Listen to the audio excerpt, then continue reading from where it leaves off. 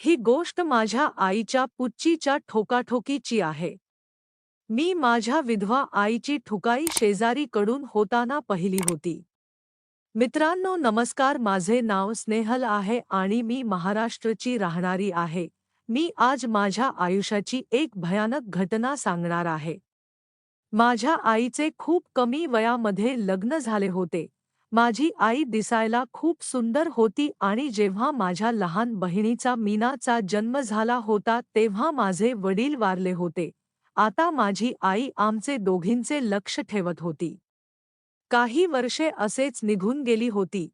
तेव्हा आमच्या घरचे बाजूचे घर एक पोलीसवाल्याने खरेदी केले होते. तो त्याच्या फॅमिली बरोबर तिथे राहत होता.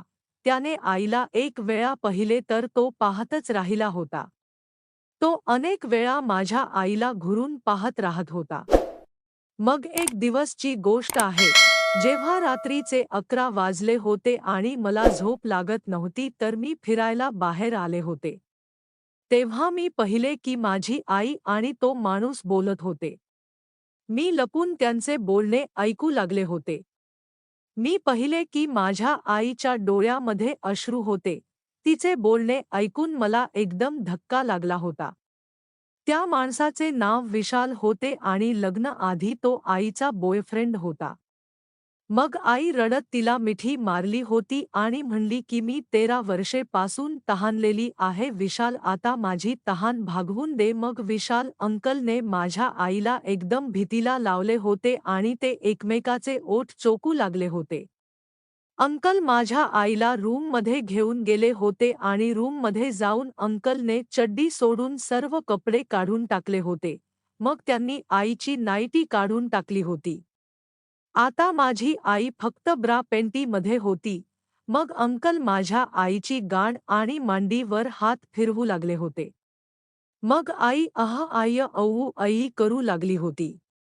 मग अंकलने आईची पेंटी काढून टाकली होती आणि आईची गुलाबी पुच्ची पाहून अंकल म्हणले की तुझी पुच्ची तर एकदम टाईट आहे, तिला फाडायची खूप मजा येईल. मग आई म्हणली की आता गप्प मारू नकोस, माझी तहान पटकन मिटवून दे. मग त्यांनी एक बोट आईच्या पुच्चीमध्ये टाकले होते. आता आई एकदम ओरडली होती, अज्जा हा आय विशाल हळू कर, त्रास होतो आहे. मग अंकल हळू बोट आत बाहेर करू लागले होते. नी आईला पण खूप मजा येत होती. आईच्या पुचीमधून आता पाणी येत होते. आता रूममध्ये आईचे मादक आवाज येत होते आणि मी पण माझ्या पेंटीमध्ये हात टाकून माझी पुच्ची घासू लागले होते.